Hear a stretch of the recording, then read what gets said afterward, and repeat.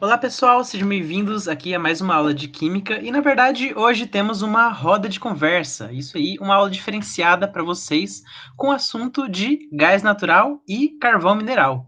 Hoje nós temos aqui eu, né, o estagiário Pedro Henrique, temos também a outra estagiária Midiele e o professor Alexandre Faria. Vou deixar a palavra com eles agora para se apresentarem um pouquinho.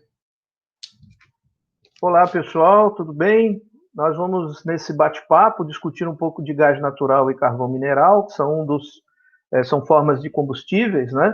Mas nós vamos ter também uma próxima aula com petróleo e com o xisto betuminoso, ok?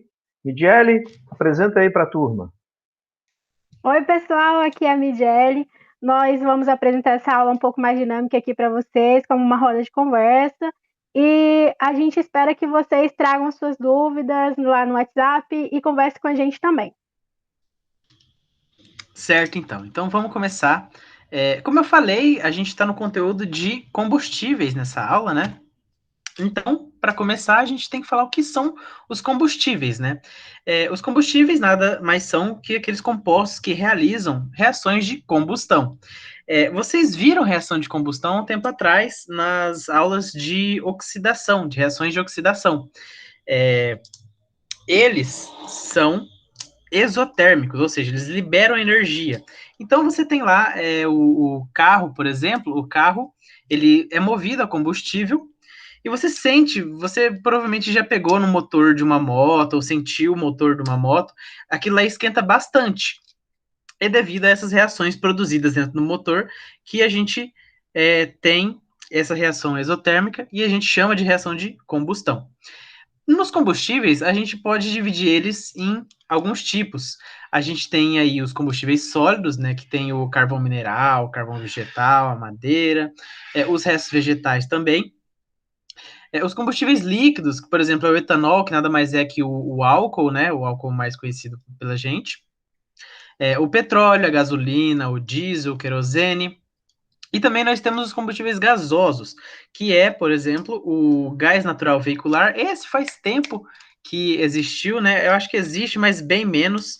É um gás que servia como propulsão para os carros antigamente, que era uma alternativa ao etanol e à gasolina, né?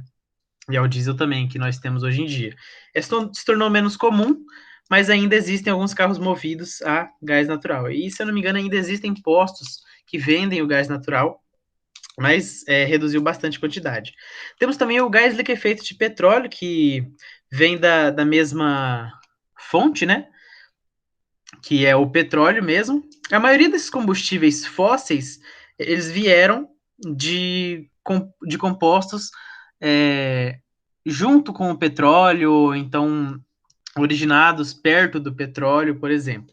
E esse GLP a gente pode até citar o que ele é utilizado bastante, que é o gás de cozinha, né? Então você tem aí o gás de cozinha no seu botijão de gás.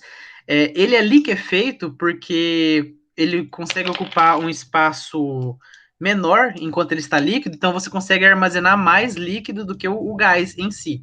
Imagina se você tivesse um tantão de gás assim no botijão, você não ia ter combustível para nada, você ia ter que trocar o botijão toda hora.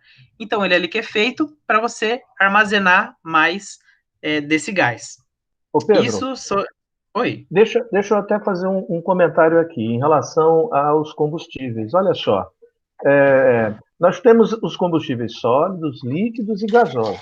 Apesar dos combustíveis serem nesses três estados físicos, para que ele entre em combustão, só no estado gasoso. Olha que coisa interessante. A grande parte das pessoas não sabem disso. Mas não, um sólido e um líquido, ele não pega fogo. Para poder pegar fogo, tem que passar para o estado gasoso. Aí a gente fica pensando assim, mas espera aí, a madeira, né, a gasolina tem que passar para o estado gasoso antes de pegar fogo? Sim, exatamente. E é justamente por isso, inclusive, Pedro, que quando você tem, digamos, um recipiente com gasolina, com etanol, ele pega fogo só na parte de cima, que é aonde está acontecendo a vaporização desse material, tá? Então, isso é um detalhe importante. Portanto, para que um combustível seja eficiente, o ideal é que seja fácil de torná-lo vapor. Por isso que não tem carro movido a carvão ou a madeira, né, ou a biomassa. Por quê? Porque justamente é difícil de torná-lo vapor. Então, para que uma madeira pegue fogo, por exemplo, ou um carvão, alguma coisa, você precisa aquecer bastante até que ele comece a produzir vapores, aí esses vapores que entram em combustão, tá? E quero só aproveitar Pode falar, Midiele, pode falar. Uma observação interessante de observar aí nesse combustíveis sólidos, quando a gente pega madeira lá, né, para fazer a lenha, para fazer acender a churrasqueira no final de semana também, você coloca um combustível líquido, né? Tipo, você coloca um álcool, você coloca um querosene, você coloca alguma coisa líquida ali que facilite a combustão para poder o seu carvão ou a sua madeira acender, né? Tem essa também, a gente tem que observar isso aí, que é algo bem comum no nosso dia a dia. Isso, Midiele. No caso, nós colocamos esse líquido porque o líquido é mais fácil vaporizar, né? Por isso. Exato. Quando a gente joga o álcool, a gente até sente o cheiro do álcool, ou seja, já tem vapores de álcool no ar, né? Inclusive, é por causa disso, tá? Que é um detalhe importante, por exemplo, quando tem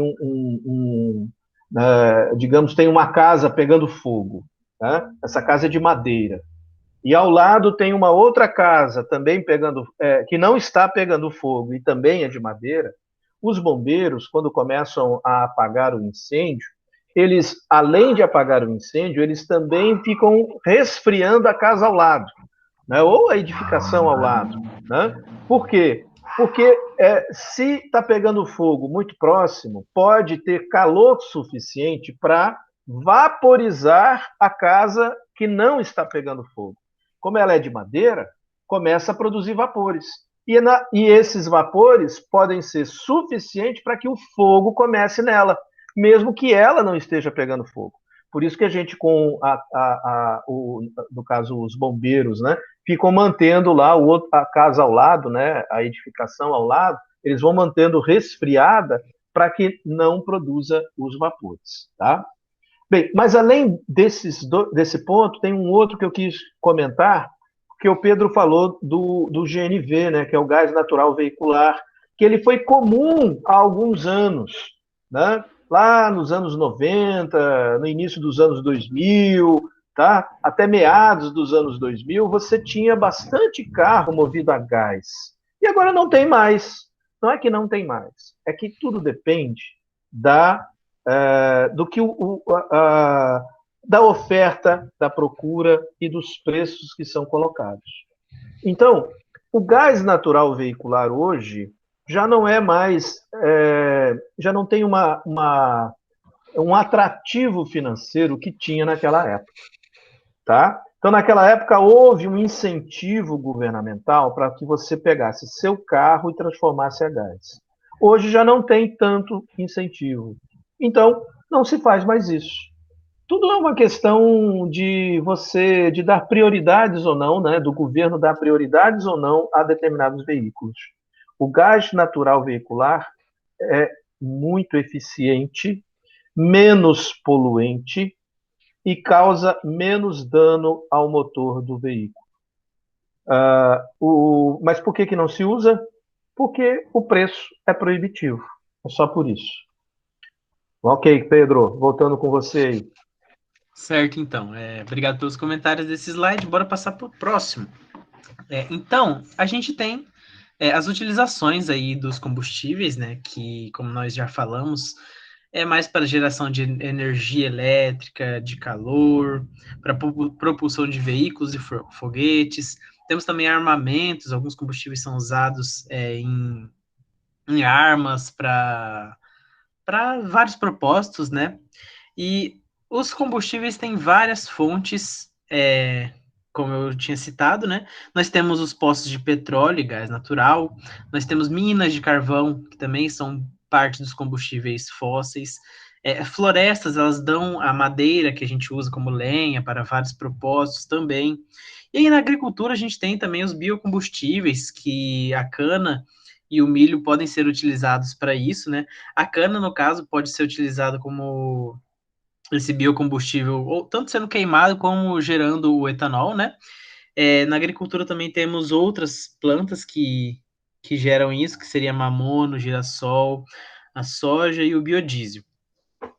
Neste caso aí, Pedro, é bem interessante esse slide que nós estamos mostrando as fontes dos combustíveis, né? Então, observe que existem combustíveis que são fósseis e aqueles que são renováveis, né?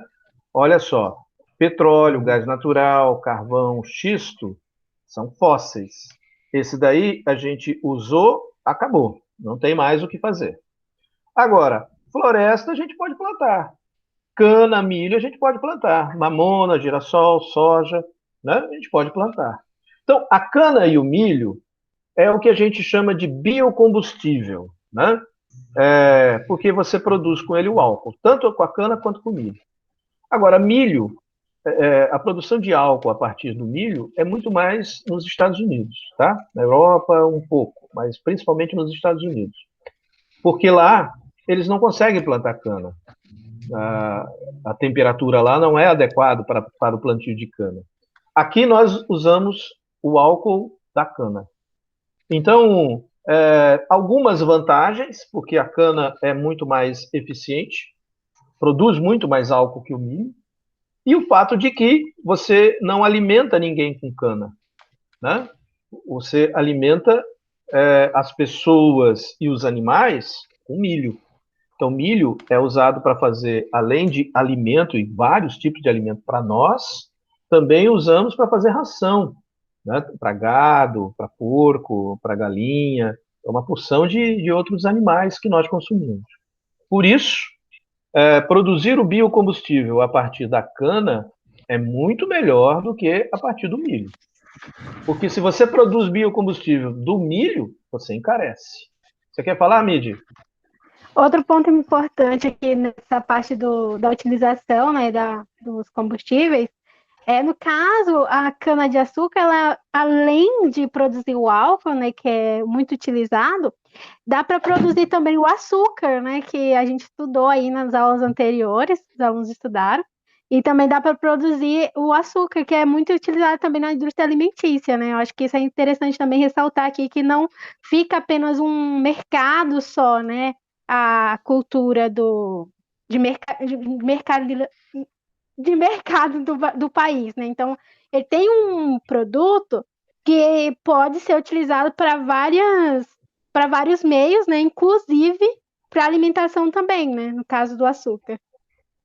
No caso, também a gente vai falar mais para frente do petróleo, né? Que ele produz vários combustíveis, está relacionado com a produção de gás natural, e alguns processos geram também os plásticos que a gente estudou nas aulas de polímeros, o asfalto e várias outras coisas que a gente usa bastante no nosso cotidiano, vem da extração do petróleo, né? Do refino do petróleo. Nesse caso que você falou, Pedro, é importante demais a gente comentar que se o petróleo produz isso que você está falando, produz os polímeros, inclusive não só isso, né? Produz remédio, tinta, verniz. Nossa, quando a gente for falar de petróleo, a gente vai dar, né, uma porção de coisas. Então, pensa você pegar esse material e queimar. Pô, ele é rico por o mesmo exemplo do milho.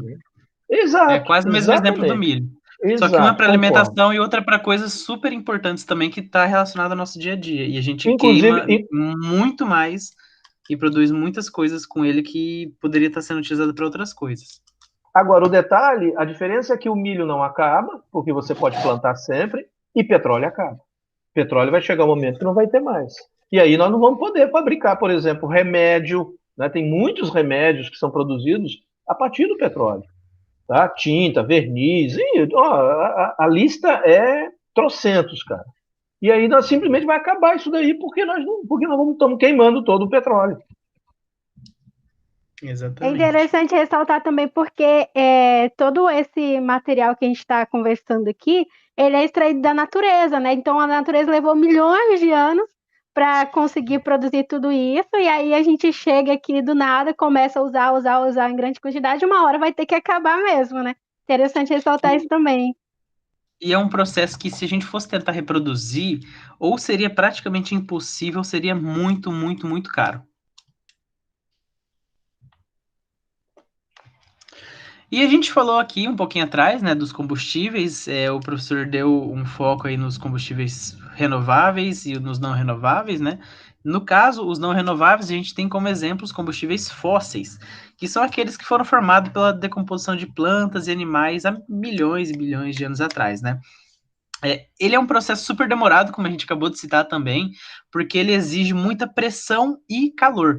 E como que a gente vai alcançar essa pressão e calor? É porque esses combustíveis eles estão soterrados a muitos metros, entre 1.000 e 7.000 metros a partir do nível do mar, soterrados por terra, pedra e várias outras coisas que ao decorrer dos milhões de anos se passando, foram aumentando essa pressão nesses compostos aí, nessas plantas e animais decompostos, e essa pressão e esse calor geraram os combustíveis fósseis. Então a gente tem aí, como exemplo, o petróleo, que nós já citamos, o carvão mineral e o gás natural. O petróleo, ele é mais originado da decomposição de animais, né? A maioria são animais, geralmente a gente encontra no mar, então a gente pode citar os plânctons primitivos e outros animais também, que se decomporam, e aí o tempo foi aumentando a pressão e o calor nas camadas que foram se formando por cima deles, e a gente até que descobriu as primeiras fontes de petróleo no mar, ou então na terra também é possível de ser gerado. O carvão ele é feito pela decomposição das plantas, então a gente tem vários processos diferentes, mas a maioria em si, o carvão mineral é nas plantas, e o gás natural ele é gerado junto com o petróleo ou o carvão também. E Esse aqui caso, a gente tem. Pedro, volta um pouquinho lá o slide, só para a gente observar algumas questões. Olha só, no Brasil, o petróleo pode ser, os combustíveis podem ser encontrados de 1.000 a 7.000, mas está no Brasil, né? Porque tem lugar que você encontra a flor da terra, assim, né? Em alguns lugares, principalmente, por exemplo, no Oriente Médio, o petróleo, se você vai fazer um buraco lá, sai petróleo. O petróleo está bem aflorado, tá? Agora, no Brasil, ele já é mais profundo. Tudo é uma questão de formação da região, né? Então, aqui no nosso país, nós temos uma formação mais antiga. O petróleo brasileiro é um petróleo antigo, né? Enquanto que o petróleo encontrado no Oriente Médio é um petróleo mais recente.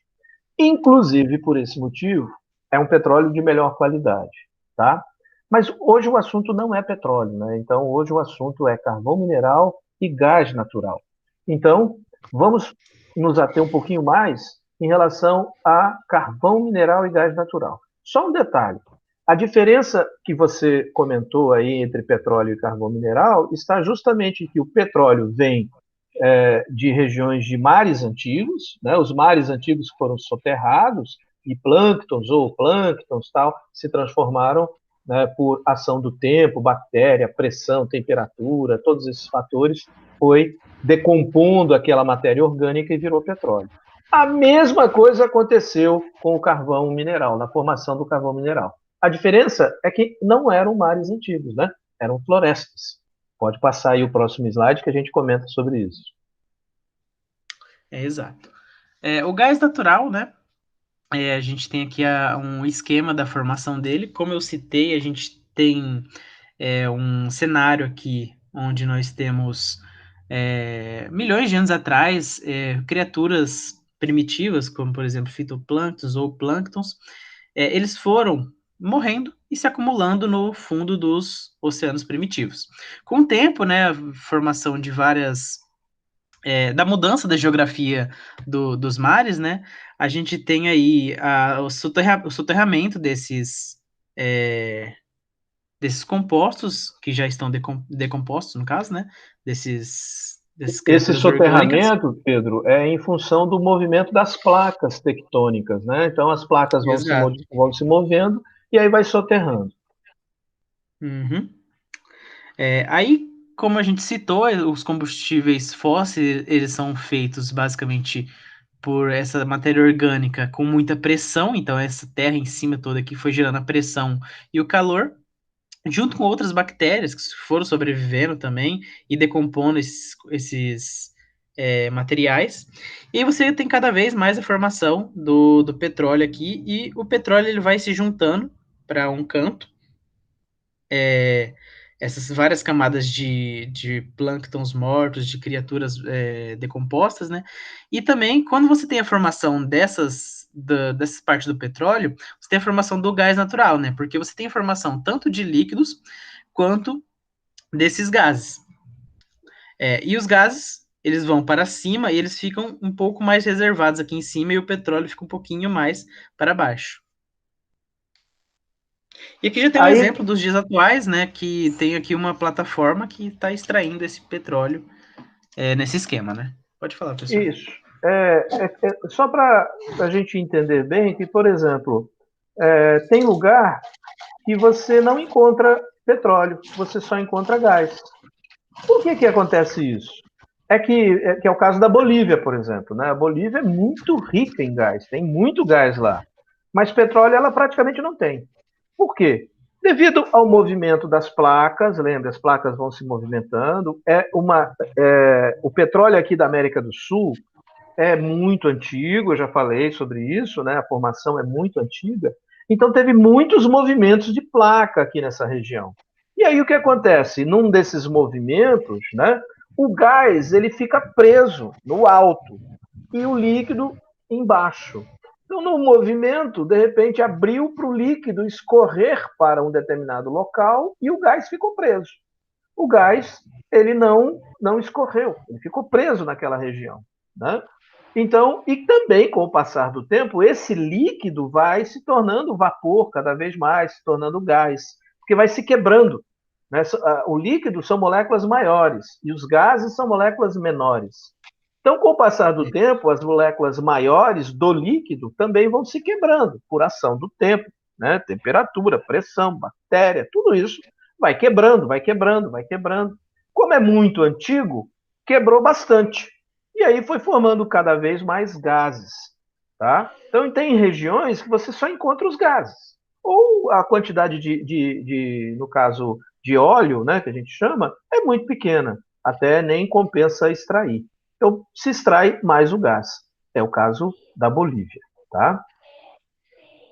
É Algum comentário? interessante falar também sobre os tipos de gases encontrados, né? Quando faz essa procura, encontra petróleo, encontra também aí em grande quantidade, a maioria, metano, né? A gente estudou também sobre os hidrocarbonetos e a gente viu que o metano ele é, né, um composto aí de uma estrutura bem simplificada e a maior parte desse gás é composto por metano, né? Tem alguns outros gases pelo meio, mas ele também, a maior parte é metano.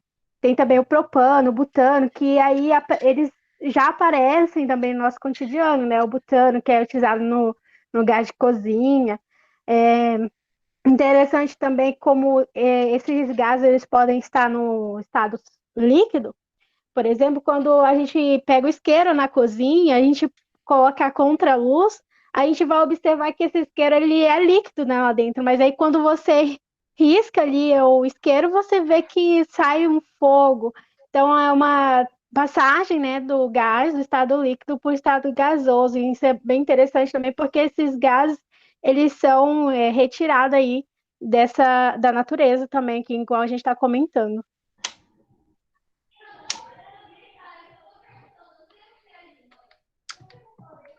Ok. Aí a gente tem aqui uma tabela que o professor ele elaborou para a gente esse esquema bem interessante, que seria relacionando as composições, local de extração e a rota de gasodutos por causa do gás natural, né? Então, eu vou pedir para o professor explicar um pouco mais essa parte, né? Que foi Observe bem aqui no caso, pessoal, olha só. Aqui nós temos a bacia de Campos, né? A bacia de Campos, ela, aliás, está sendo mostrada errado. Aqui está mostrando a bacia de Santos. Bacia de Campos é um pouquinho mais em cima, mas tudo bem, tá? Aperta de novo aí por favor, Pedro. Aí, ó. Essa é a bacia de Campos, tá? Bacia de Campos fica ali próximo do Rio de Janeiro, ok? Volta ao slide anterior, então. Volta um pouquinho. Volta mais um. Aí. A bacia de Campos comparado com a bacia de Santos. Então, são as duas bacias, as duas maiores bacias que nós, aqui no Brasil, produzimos petróleo e gás natural. Tá? São as duas maiores, é onde, inclusive, se concentra o chamado pré-sal, ok? Tanto Campos quanto Santos. E aí foi feito aqui um comparativo com a Bolívia. A Midiele acabou de falar para nós sobre o metano. Olha aqui, ó.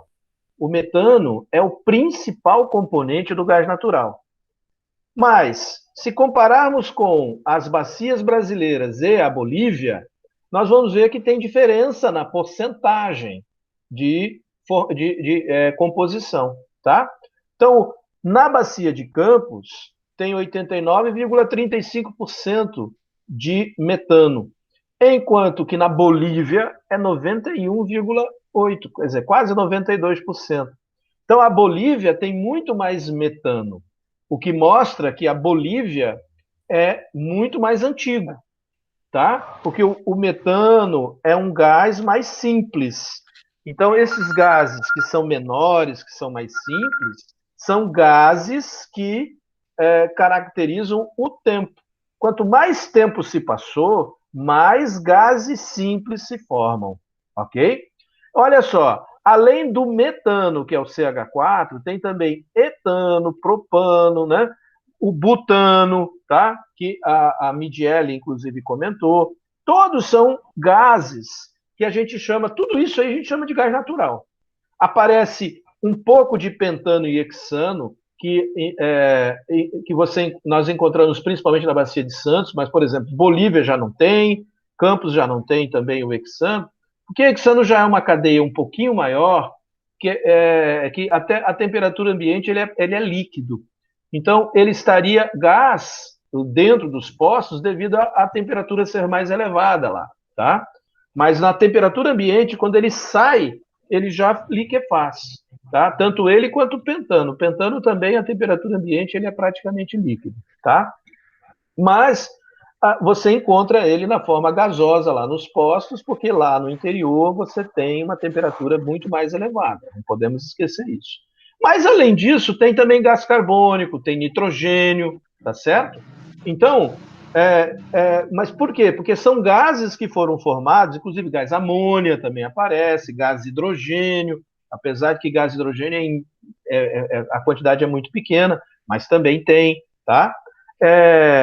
Esses são gases que são formados ao longo do tempo e vieram da decomposição da matéria orgânica, né? Lembrando que a matéria orgânica é rica nesses elementos químicos, em carbono, hidrogênio, oxigênio, nitrogênio. Então, tudo isso vai se decompondo com milhões e milhões e milhões de anos, vai se quebrando, ficando cada vez estruturas menores, né? Originando a menor delas possível, que é o metano, tá certo?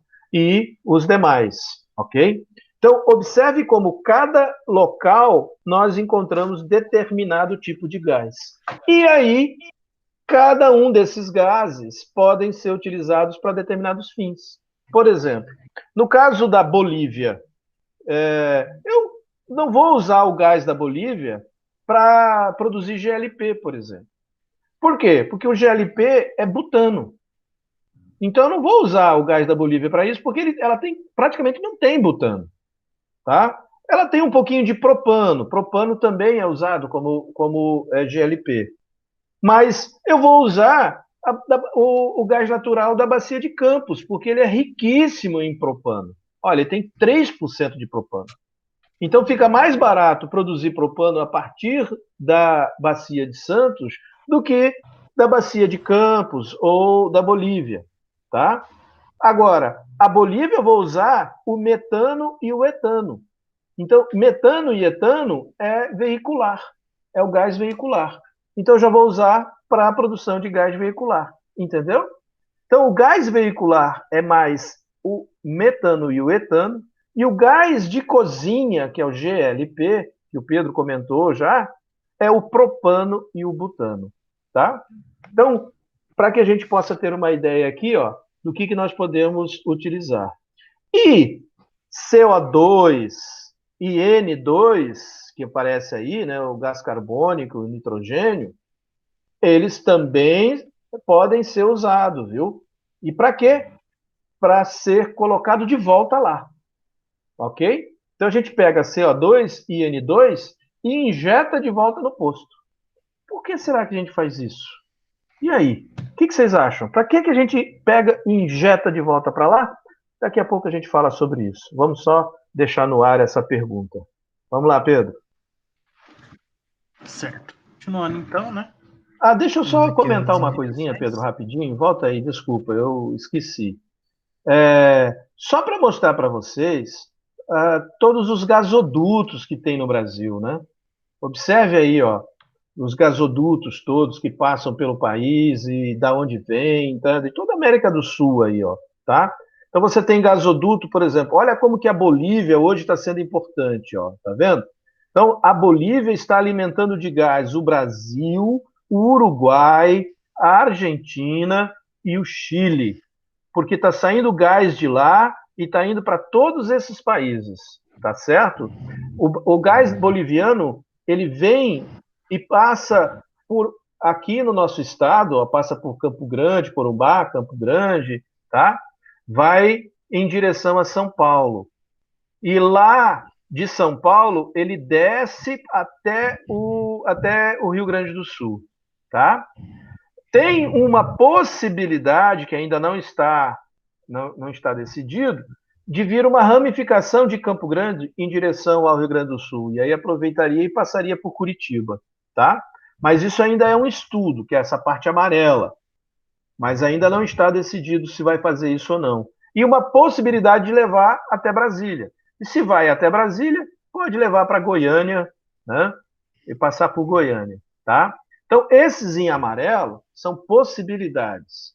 Por exemplo, nós temos um campus lá em cima, exatamente, que é no Amazonas, tá? Que é o campus Juruá, em que a ideia é levar até Manaus.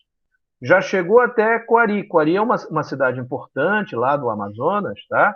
Inclusive, tem até uma certa relevância industrial, Coari, produção de minério e tudo mais. Mas a principal cidade ali é Manaus, né? Manaus é uma cidade que tem mais de 1 milhão de habitantes, tá? É uma cidade muito grande. Então, a ideia é levar até Manaus, ok? Lá no Nordeste também, as principais cidades são atendidas, lembrando que existe campos de produção lá no Nordeste, tá? Tem vários campos de produção, tá? No Nordeste, e lá você vai ter uma distribuição um pouco maior nas principais cidades, né? Em todas as capitais lá do Nordeste passa o gás, tá? Lembrando que o primeiro poço de petróleo é na Bahia, tá? Então, justamente no Nordeste, primeiro poço de petróleo aqui no Brasil, tá? Então, porque na época se pesquisava só petróleo em solo, né? Não se fazia a prospecção no mar. Depois que começou a se fazer no mar, tá bom? Hoje, o Brasil produz bastante petróleo, tá? Nós produzimos bastante petróleo. Inclusive, nós produzimos petróleo suficiente para o nosso consumo. Então, podemos dizer que somos petróleo, gás e tudo mais, a gente produz o suficiente para o consumo. Tá bem, gente? Pode tocar, Pedro. Certo, então, professor. A gente tem aqui também o processo que a gente tinha falado para vocês, dessa separação do gás natural, né? Então, a gente tem aqui um pequeno esquema. Então, aqui a gente tem, por exemplo, olha só, o poço de petróleo ou o campo de gás, né? E aí ele vai sendo levado por esses tubos aqui, né? E a gente tem os processos que estão enumerados, na verdade, né? A gente tem a separação do gás e do líquido, né? Que eles serão separados para processos diferentes. Aí depois, na parte do gás, a gente tem a compressão dele, né? Porque, como nós já falamos, o líquido ocupa muito menos volume, então você consegue transportar mais o líquido. Então, quando você deixa um gás no estado líquido, você consegue transportar mais. E por isso que o botijão de gás, ele é líquido, na verdade, e só depois que ele sai da pressão que tem lá no botijão, ele se torna gás e pode ser usado para combustão.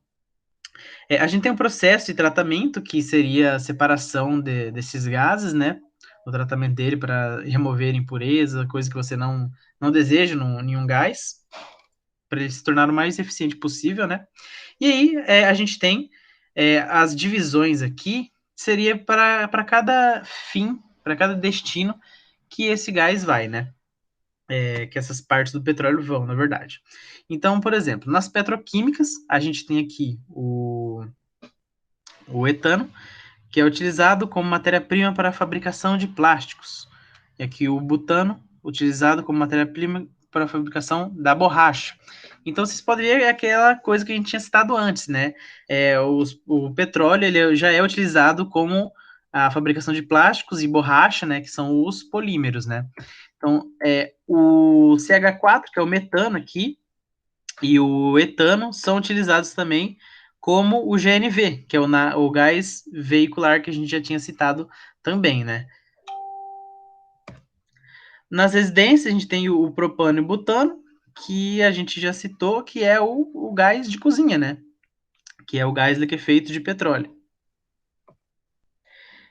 Na parte das indústrias, a gente tem aí o metano, que ele é utilizado como combustível industrial, e o pentano na fabricação de diversos produtos variados, dependendo aí da parte que ele é utilizado. E também a gente tem o carbono, o gás carbônico, né, e o N2, o gás nitrogênio, que eles podem ser extraídos nos postos de petróleo, no posto, aliás, para aumentar a pressão. E esse processo é o que o professor descreveu atrás, que ele iria comentar um pouco mais agora. Porque nós precisamos de retirar o gás, o líquido que está lá nos postos. E para poder retirar, a gente injeta coisas lá no posto. Porque no início você tem uma pressão natural, ele sai sozinho, mas com o passar do tempo essa pressão acaba, e como é que você vai tirar de lá? É caríssimo você ter uma bomba de sucção para buscar 7.000 metros de profundidade. Vai sair muito mais caro, você, você vai gastar muito mais de combustível com a bomba funcionando do que no combustível que você retira de lá. Então, não é com bombas que a gente tira o combustível. A gente tira o combustível dos postos injetando coisas lá dentro. Então, por exemplo, se eu injetar o gás CO2 e o N2 que eu não preciso, não serve, eu injeto lá e aí ele vai criar uma pressão lá dentro para trazer os outros gases que ainda estão lá, ou líquidos que estiverem lá. Por exemplo, no caso do petróleo, ao invés de injetar o gás, eu injetaria água. Se eu injetar água, a água, por ser mais densa, ela vai para baixo. O petróleo flutua na água, porque o petróleo é menos denso. Então eu injeto água e aí essa água empurra o óleo para cima e sai o óleo, tá? Então, no caso dos postos de combustível não, de petróleo, de gás, você tem dois buracos que você faz, né? Um para injetar, o outro para retirar, tá certo? Então, no gás natural, você injeta gás e no petróleo você injeta água, ok? Certo, então. Esse processo de fazer essa separação aí, ele torna-se importante aqui, só para reforçar o que o Pedro já falou, para que esses gases tenham uma finalidade específica, né? Eles precisam passar por essa separação, porque cada fase que você separa, ele vai ter uma destinação, né? Então, acho que observar isso, por que que esse gás passa por essa separação, é importante, né? Porque aí vai observar quais aplicação cada parte dessa separação vai ter. Exatamente. Saindo um pouco do gás agora, nós vamos falar um pouco do carvão mineral, né? Como nós já falamos atrás sobre essas formações aí dos combustíveis fósseis, a gente tem que a formação do o carvão mineral veio da decomposição de plantas, de vegetais, ao decorrer do tempo, né? Então, o carvão ele é formado pela decomposição da matéria orgânica, e eles se formam também por conta das pressões e as temperaturas elevadas, né? Tem aqui também uma relação de tempo, porque quanto maior o tempo e a pressão que essa decomposição do carvão passa, maior vai ser o teor de carbono que esse composto irá ter, né? Esse tipo de carvão, e aí ele poderá ser um dos tipos separados do carvão. Nós temos aí, por exemplo, a turfa, o linito, a hulha e o antracito. Cada um deles tem um teor diferente de carbono. E quanto mais você aumenta aí a temperatura, a pressão e o tempo, mais você aumenta o teor de carbono, você também reduz a quantidade de água, né? Por conta dessa pressão, desse calor que vai se manifestando aí por conta das formações geológicas e tudo mais. Só aproveitando, Pedro, já que você está falando sobre essa questão, observe então que nós temos 4 tipos diferentes de carvão. Tudo é carvão mineral. Então existe um carvão mineral chamado turfa, existe um outro chamado lignito, né? Um terceiro chamado hulha, um quarto chamado antracito. Cada um deles tem uma certa quantidade de carvão, de carbono e também de outros materiais, inclusive água, né? Então, o que está mostrando aqui esse slide é que o antracito ele é extremamente rico em carbono, enquanto que a turfa tem bastante água. Agora, então a turfa não presta. O antracito, que é o bom, depende. Depende para que eu quero, o que eu vou usar. E isso que é um detalhe. Todos eles podem ser utilizados e têm as suas aplicações, tá?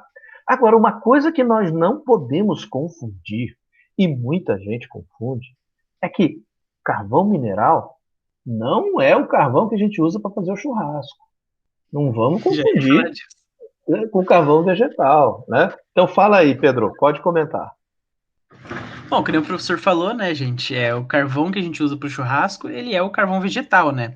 Esse carvão vegetal, ele é feito por conta da carbonização da lenha, da madeira, que a gente já tinha falado, que vai ser, no caso, um processo recente e reproduzível. Logo, ele poderia se caracterizar naqueles combustíveis renováveis, porque como a gente gera as florestas, a gente planta árvores, demora um pouco para crescer, né? Mas a gente consegue reproduzir numa escala possível para seres humanos, diferente dos combustíveis fósseis, como carvão mineral, petróleo, que também são reproduzíveis, digamos assim, né? Mas pela escala de tempo é impossível para nós produzirmos e termos os resultados desses combustíveis fósseis diretamente, né? Tanto que a formação deles se deu há milhões de anos atrás, por conta disso também. Algum comentário também sobre o carvão mineral a mais? Eu comentar aqui que é interessante a gente levantar essa questão, né? Porque às vezes a pessoa pensa, nossa, carvão mineral, carvão vegetal. E agora, nessa época de pandemia, a gente está aí cheio das fake news, né? O aluno ouve assim, carvão mineral, nossa, tô usando carvão mineral agora em casa. Então, acho que é interessante também a gente deixar essa questão aí do que é o carvão mineral e o carvão vegetal, assim, bem claro, né? Especificar, porque o carvão mineral, ele na história da humanidade, né, ele foi muito utilizado na Primeira Guerra, então utilizava-se muito para mover as máquinas a vapor, né, questão do carvão mineral também foi utilizado bastante. Então, tem essa diferença aí que é bastante notável, né?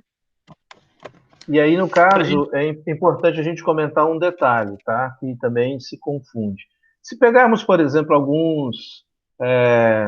alguns filmes que se passam em épocas mais antigas, né? Alguns filmes, principalmente filmes americanos, ingleses, você vai aparecer as pessoas pegando carvão para se aquecer, porque são regiões frias. Na Inglaterra, por exemplo, um país muito frio. Então lá eles usam muito o carvão para aquecer. E o carvão que eles usam lá, principalmente em épocas antigas, hoje talvez nem tanto, mas em épocas antigas, era o carvão mineral mesmo. Então eles pegavam lá o antracito, a hulha, para queimar aquilo ali para poder se aquecer, tá? Então, todas as casas tinham um reservatório lá no porão, principalmente, com carvão. E o carvão que eles colocavam lá, jogavam o carvão lá num, numa fornalha lá, e essa fornalha mantinha a casa aquecida. Então, isso era absolutamente comum nessas casas, nesses países frios, tá? Hoje, você tem outros Inclusive, processos até de hoje. aquecimento, né? Sim, mas hoje você tem outros processos de aquecimento. Você pode usar É, energia elétrica, né? Tem outras formas de é, aquecer, né? Pode falar, só que, por Pedro. Agora a exemplo, gente em tem casas. os aquecedores com energia elétrica agora, né? Aham. Mas, por exemplo, em casas antigas lá no Canadá, por exemplo, você ainda tem essas fornalhas, que é um tipo de. Você tem no porão também, que é bastante conhecido como caldeira, né? Sala das caldeiras, digamos assim.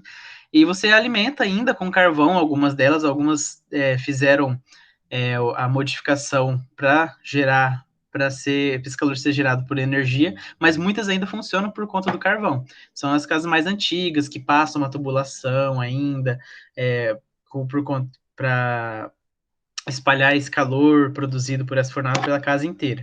Tem casas até que são muito grandes, acabam tendo que ter duas fornalhas para ou gerar energia devido ao carvão, ou para um processo mais antigo, né, que é só o carvão como forma de esquentar, de gerar calor. Aí deixa eu comentar uma coisa que eu falei sobre o uso de cada um deles, né, dos tipos diferentes, conforme a necessidade. Então, por exemplo, Uhum. no caso do antracito, que tem um teor alto de carbono, ele vai ter um teor alto de produção de energia.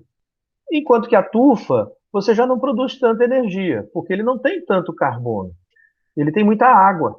Mas se ele tem muita água, quer dizer que ele pode proliferar bactérias, né? E o fato de proliferar bactérias auxilia como material para enriquecer o solo.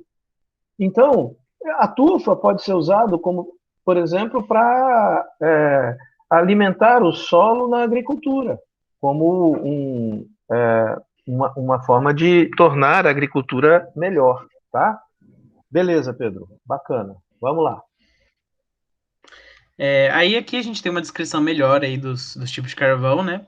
A gente tem aí a turfa, como o professor falou, é um material mais vegetal, ele possui um teor de carbono no menor, entre esses quatro aí. Ele está entre 55 a 60, esses valores eles variam muito por fonte que você encontra, né? Mas é mais ou menos esse valor, é um valor mais baixo que todos, né? Ele é encontrado em regiões úmidas, como a gente tem aqui no exemplo passado, ó, a gente tinha um pântano, por exemplo, com a formação aqui embaixo da turfa, né?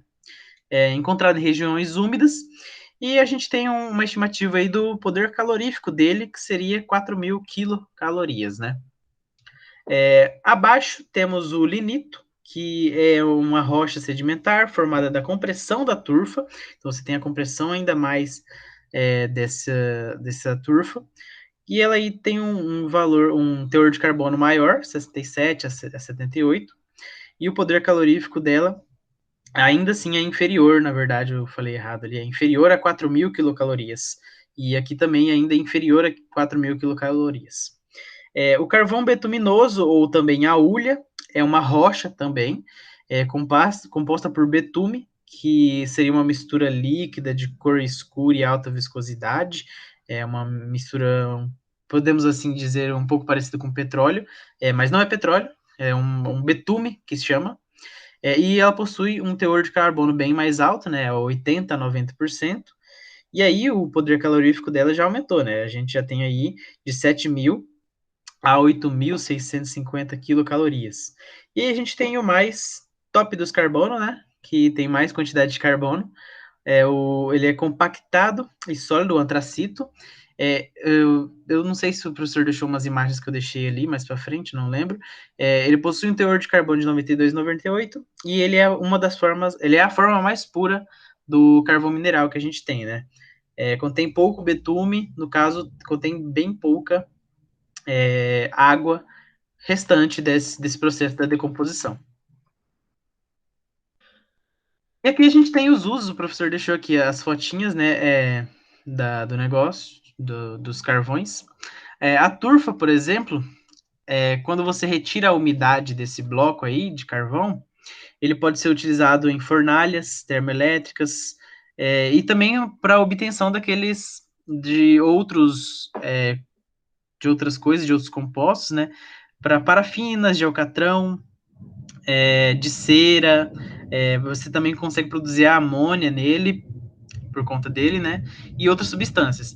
Você consegue produzir amônia também por conta que ele é um solo, né? Então, o solo você tem bastante, alguns tipos de solo você tem bastante nitrogênio. Então, deve ter se formado a amônia e você consegue extrair da turfa esses compostos assim. Os lignitos, quando você seca eles após sua secagem, ele é utilizado em gasogênios industriais e você consegue obter alguns outros subprodutos, como alcatrão, ceras e parafinas, e a cinza proveniente da combustão do lignito pode ser destinada à produção de cerâmicas. Então a gente tem uma produção um tanto quanto variada aí em relação ao petróleo, né? O carvão a gente tem aí cera, amônia, a gente consegue produzir cerâmicas com carvão mineral, esse tipo de carvão mineral. É bem interessante olhar isso aí também. A Aí, no hulha. caso, Pedro, deixa eu só fazer um comentário, né? Porque se comparado com o gás natural, né, a aplicação do carvão é muito variado. Então, não compensa pegar carvão para queimar, né? É igual o petróleo, não Uhum, compensa queimar. É melhor queimar o gás, porque o gás, nós vimos, ele serve lá para combustível, basicamente. É um ou uhum. outro parte dele que você pode produzir outras coisas, né? Mas o carvão não, o carvão tem inúmeras outras aplicações. Agora, também é difícil da gente diferenciar pelas fotos o que que é hulha, o que que é antracito, o que que é lignito, o que que é turfa, porque tudo é carvão. Então são pedras, né? São pedras, na verdade, porque isso aí é material Uhum. orgânico petrificado. Então é muito Exato. difícil. É mais analisando a composição que a gente consegue verificar as diferenças, tá? Mas vamos lá. Mas, por exemplo, nas fotos aqui, se você ampliar elas, você até consegue descrever um pouquinho das características que estão aqui. Aqui, ó, você vê um material mais parecido com terra, né, com solo. Aqui você parece mesmo que realmente ele tem menos carbono que os outros, porque ele é um pouquinho mais esfarelado. E os outros parecem umas coisas mais duras, mais firmes, sabe? Que parece mesmo que contém mais teor de carbono que os outros acima. Continuando falando da hulha, ela é utilizada diretamente em fornos e usinas termoelétricas, e você também consegue obter alcatrão deles, e sendo a hulha sendo sua principal fonte natural. Isso aí A vamos ver o produção de que. alcatrão é em função da hulha. Ah, Mas sim, alcatrão é entendi. algo que a gente ainda vai comentar, né? Uhum. E o antracito, o último, é o tipo de carvão utilizado como combustível. Ele gera pouca daquela fuligem, né, aquela sobra da combustão. Apesar de queimar com facilidade, sua combustão é lenta, sendo assim destinada ao uso doméstico e também para a fabricação de filtros d'água, que é aquela parte lá do carvão ativado que a gente fala, né, professor? Isso mesmo, Pedro. O carvão ativado que a gente usa para reter sujeiras, né, materiais impróprios que estão na água. Então, a maioria dos filtros passa por carvão ativado antes. A água passa pelo carvão ativado antes. E, no caso, o antracito, ó, ele é usado principalmente com uso doméstico. E, justamente na Inglaterra, é um grande produtor de antracito. O carvão da Inglaterra é esse tipo de carvão, tá? E isso foi muito importante para os ingleses, porque o carvão foi o motor da Revolução Industrial. Então, a Revolução Industrial só aconteceu porque tinha combustível suficiente para queimar. E que combustível era esse? Carvão. Que tipo de carvão? Antracito. Tá? Então, o antracito é muito encontrado nas regiões ali da Alemanha e da Inglaterra, que foram o ambiente propício para a Revolução Industrial, né? Para começar a produção de fábricas e a produção de bens em grande quantidade. Ok? Ok, certíssimo. Aqui tem um destaque para a hulha, né? Que é o tipo de carvão mineral encontrado no Brasil. E sua destilação é feita em retortas e produz 3 frações diferentes. Então aqui a gente tem o processo da destilação da hulha. O professor poderia explicar isso aqui para a gente? Processo mais complicado.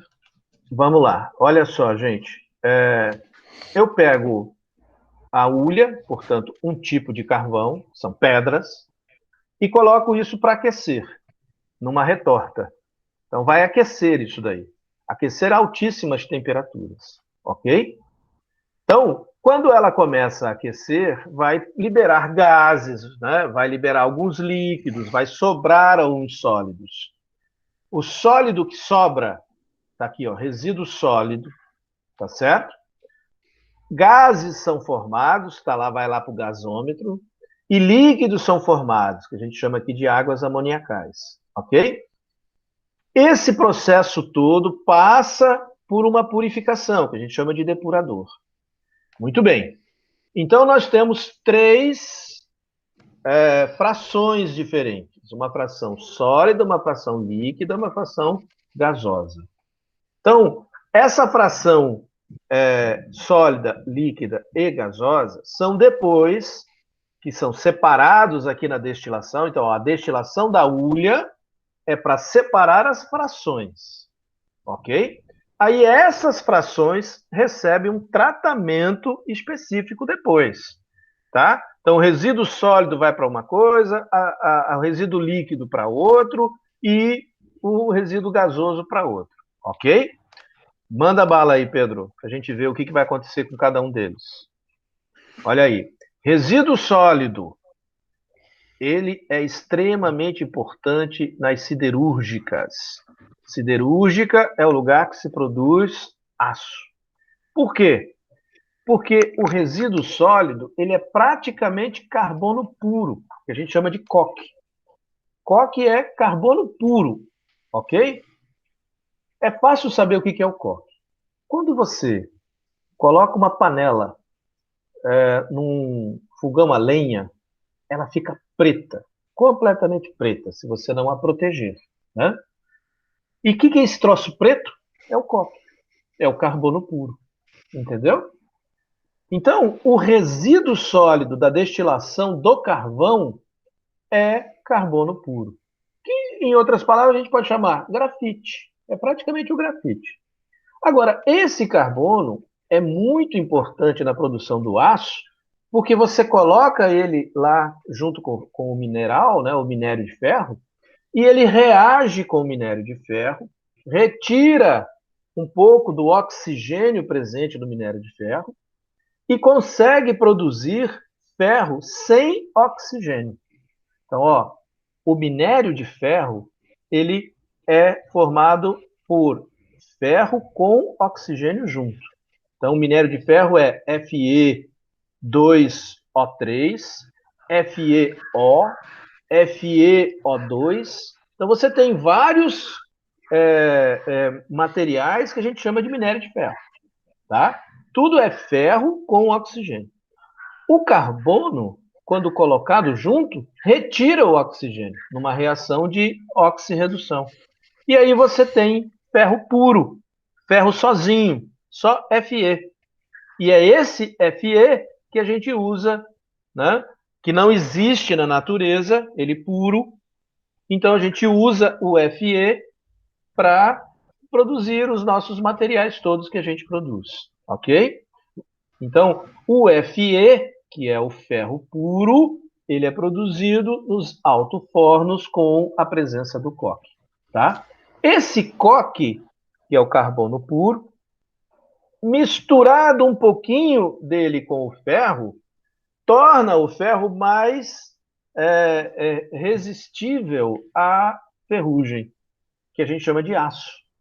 Então, aço é ferro com um pouco de carbono puro, tá? Então, você vai ter o ferro misturado com o carbono, que a gente chama de aço. Aí você tem os diferentes tipos de aço, depende da concentração de carbono, né? Você vai ter o ferro gusa, né? O ferro doce, né? Cada um deles em função da concentração de carbono, ok? Então, o resíduo sólido vai para a indústria siderúrgica. Aí vem o resíduo líquido, que ele é formado por duas partes. Uma chamada de águas amoniacais, o outro de alcatrão. Tá? Então, o tal do alcatrão é um resíduo líquido da destilação do carvão. Tá? No caso aqui, o carvão que a gente está destilando é a hulha. Por que nós estamos destilando a hulha? Porque é ela que a gente encontra no Brasil, principalmente. Tá? Agora, essa fração líquida, águas amoniacais, ó, são dois, tá? Águas amoniacais e alcatrão. Águas amoniacais, ela é usada principalmente na produção de fertilizante, porque ela é muito rica em amônio, tá? Amônio na forma de sais, então de NO2, de NH4+, tá? Então, essa forma de nitrogênio fixo é muito importante para a produção de alimentos. Então, vai para a indústria de fertilizantes. Enquanto que o alcatrão, né, volta um pouquinho, Pedro, o alcatrão, que ainda é uma parte líquida da destilação, esse vai para a indústria, porque ele é rico em compostos aromáticos, tá? Então, o alcatrão, ele é usado para uma infinidade de coisas, inclusive produção de explosivos, tá? Então, o alcatrão é extremamente importante na indústria, só que também é extremamente perigoso, porque ele causa câncer, tá? O alcatrão é extremamente cancerígeno. Por isso, inclusive, que trabalhadores em minas de carvão têm um índice altíssimo de câncer de pulmão, porque devido à presença do alcatrão, tá? E esse alcatrão é o que a gente consegue ver, por exemplo, na rua no nome de piche, asfalto. Isso aí é alcatrão, tá? Agora, é justamente isso que está presente no cigarro. O cigarro aparece lá, alcatrão. Né? Se você pegar lá o cigarro para ver, vai ver lá, tem 30 miligramas de alcatrão, não sei o que, tantos de miligramas de alcatrão. Ninguém coloca no cigarro que tem 30 miligramas de asfalto, de piche, né? Se colocar asfalto, piche, aí que o cara não fuma mesmo. Então bota alcatrão. Dá até vontade de comer, né? Com um nome bonito, alcatrão. Mas alcatrão é piche. É isso. É asfalto, tá? Então quem fuma está pavimentando o pulmão, ok? Manda para frente aí, Pedro. O gás de rua, né? Por que é chamado gás de rua? É que antigamente ele era usado para iluminar as ruas, entendeu? Então, por isso que ele recebeu esse nome de gás de rua ou gás de iluminação. Até hoje a gente fala assim. Mas, na verdade, ele não é mais usado na rua, tá? Esse gás, ele é riquíssimo em gás de hidrogênio. Quase 50% é H2. Aí tem bastante metano, 30%, e monóxido, 8%. Monóxido é extremamente tóxico. Então, é perigoso esse gás. Por isso que minas de carvão também podem matar devido à presença do monóxido. E outros gases, tá? Tem outros gases também além deles. Então, dois desses gases são muito importantes como combustíveis, né? O H2 e o CH4, tá? Então, esses dois são usados como combustíveis para uma infinidade de coisas. Inclusive, é o H2 que é o combustível para foguete, né? Então, chegamos até a Lua e em breve estaremos em Marte devido ao H2. Ok, Pedro.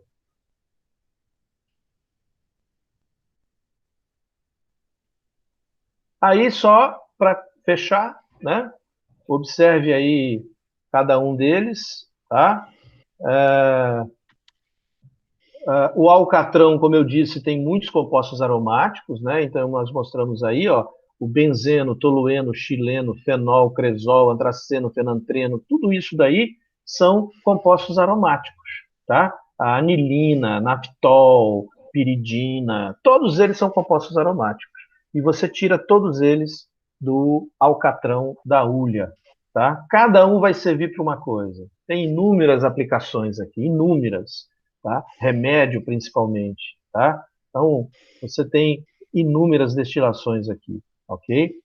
E o resto é piche, né? Tá lá, o resíduo é piche, tá? O gás, ele é, como nós falamos, uma importante fonte de H2, tem bastante NH3 para sínteses industriais, na produção de fertilizantes. E o coque, que além de ser usado lá na indústria siderúrgica, pode ser também usado como combustível. Porque a temperaturas muito elevadas, ele faz o gás de rua. Ele volta a ser COH2. Tá? Então, o coque, na presença de água, a temperaturas elevadíssimas, você produz o gás de rua, a fração gasosa do carvão. Ok. Eu acho que era isso, né, pessoal? Aqui. Beleza. Gente, só uma curiosidade aqui para a gente comentar, é que tem uma frase muito comum, acho, na casa de todo mundo, que é: ah, ó o cheiro de gás. Mas é uma pergunta aqui para a gente discutir. Gás tem cheiro? E bacana isso, hein, Midi? Foi muito interessante, olha só. Né? Nenhum desses gases tem cheiro. Olha que coisa Exato, interessante. Nenhum desses gases tem cheiro. E tem muito aí que é perigosíssimo, né? Se você cheirar, você exato. morre. Tá? E ele não tem cheiro, né? Se você respirar, você morre, tá? Fala aí, Midiele, explica a situação aí. Como é que é esse gás que dá cheiro, então?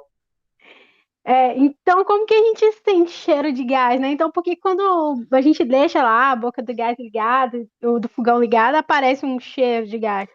Porque esses gases, eles, né, receberam um composto aí para gerar cheiro, justamente para não provocar explosões, incêndios, que é para alertar a gente de que tem gás solto aí no ar, né? Porque é o que acontece em muitas minas, né, de extração de gases, principalmente antigamente, que as pessoas estavam lá escavando, não sabia, por exemplo, que tinha o gás lá, né? Porque não tem cheiro. De repente entrava oxigênio lá e bum, explodia tudo. Então, vale a pena a gente ressaltar isso aqui no final da nossa aula, que é muito importante a gente observar que é coisas que estão aí muito presentes no nosso dia a dia.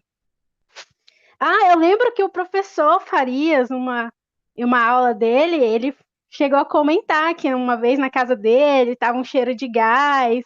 E conta aí, professor, pra gente. Eu lembro que o senhor contou pra gente uma vez na aula do senhor.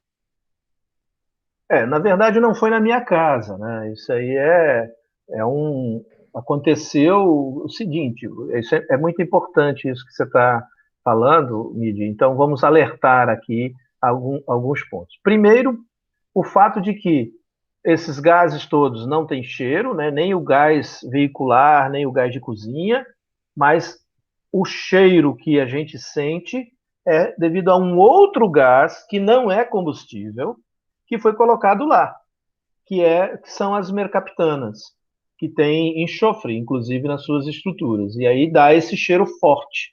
Uma pequeníssima quantidade tem um cheiro muito absurdo, e aí você sente rapidinho a mercaptana no ar, e aí você percebe, então, que está vazando. Tá? Agora, é, imagine você sair de casa, viajou, ficou lá 15 dias fora de casa, tá certo? E vazou. Imagina então que vazou o gás da sua casa, ok? E esse gás, ao vazar, quando você saiu de férias, você fechou a casa toda. Está tudo trancado. Ele vazou e ficou ali dentro, entendeu? Ficou ali dentro aquele gás. Agora, quando você volta, digamos que você está voltando de férias, você vai chegar em casa lá, sei lá, 10 da noite. E aí, qual é a primeira coisa que você faz quando você entra em sua casa? Acender a luz. E quando você acende a luz, você causa uma faísca. Faísca suficiente para provocar uma explosão ali. Então a gente tem que ter muito cuidado com vazamentos de gás, porque ele fica preso em um determinado ambiente, né? Se você entra, você ao abrir a porta, acender a luz, pode ocorrer explosão.